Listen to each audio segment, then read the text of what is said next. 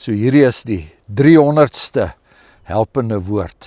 300 keer wat ons al die voorreg gehad het om op hierdie besonderse wyse mense te inspireer en ook om die Here se woord hier in die praktyk van ons lewens te laat toepas. Wat sal ons doen met die 300ste uitsending van die helpende woord? Ek het gedink dat ek 'n Camino sal hou, so 'n mini Camino. En dat ek hierdie berg sal uitklim hier bokant Koelsberg, baie bekende landmerk, Skietberg word dit genoem. En dan kyk ons wat kry ons op die pad boontoe. Nie net natuurkundig nie, maar ook geskiedkundig, want hierdie berg was 'n baie bekende stelling gewees van die boeremagte tydens die Tweede Vryheidsoorlog. So kom ons hou ons mini Camino en ons klim die berg uit en kyk wat ons daar kry.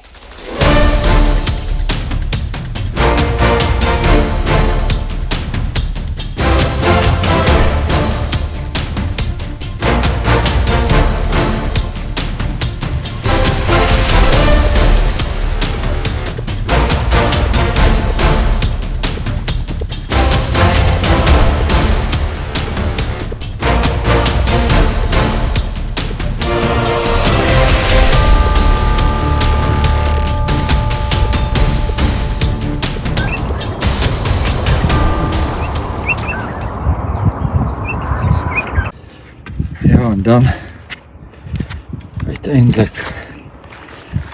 bereik 'n mens nou die kruin en die uitsig word net al hoe beter. Sien al hoe verder.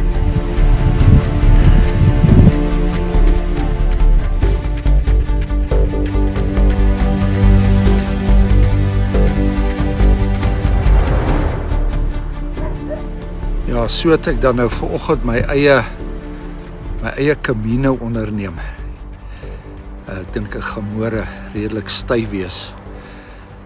Maar hier waar ek sit bo op Skietberg, bekende landmerkie buitekant Koelsberg, is dit 'n besonderse uitsig. Daar in die agtergrond is die bekende Koelskop en hier onder ons is die verkeer na alle rigtings soos gewoonlik baie besig. Maar die woord Camino, dit beteken natuurlik 'n reis. Dit het nou in die latere jare na aanleiding van die Rooms-Katolieke tipe pelgrimstog waar mense so baie lief is om te onderneem daar in Spanje, het dit ook nou die betekenis gekry van 'n geestelike reis. Maar so het elkeen van ons het maar ook in ons omgewing dalk 'n plek waarheen ons 'n geestelike reis kan onderneem. Ons dink aan die geestelike reis wat oom Paul Creer daar op Boekenhoutfontein, wat hy daar teen die koppie uitgeklim het na sy bidplek toe.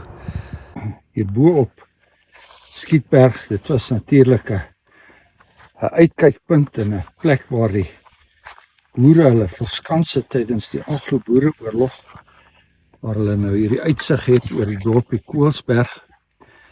As mense nou hier rondloop, dan wonder jy nou, waar kon hulle self oral skuil gemaak het?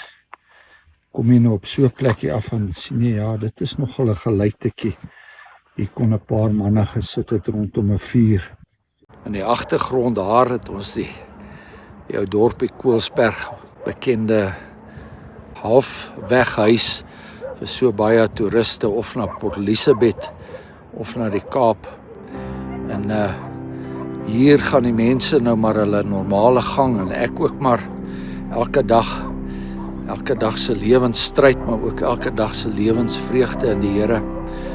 En as mens nou na hierdie uitsig kyk, besef ook binne die konteks van hierdie groot wye omgewing en die wye Karoo, hoe nietig ons is en hoe nietig ons bestaan is en hoe tydelik alles is.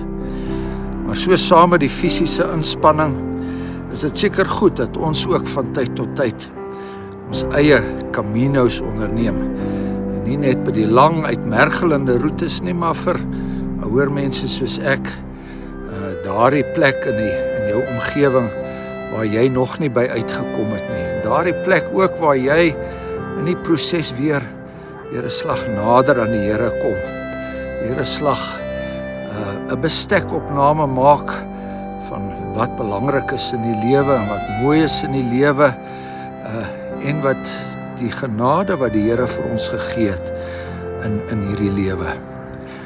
So dit is nou vanoggend is dit nou my mini Camino wat ek hier buitekant Koelsberg waar ek die berg bestyg het.